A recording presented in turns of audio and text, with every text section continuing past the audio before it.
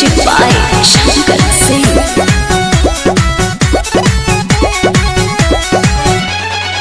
कादोनी गाजुर माजुर फोनवे में बोलता डरता करे जाई मान हमर डोलता। हे देवर जी देखी ना कादोनी गाजुर माजुर फोनवे में बोलता डरता करे जाई मान हमर डोलता। धराइबू तो हम देखें।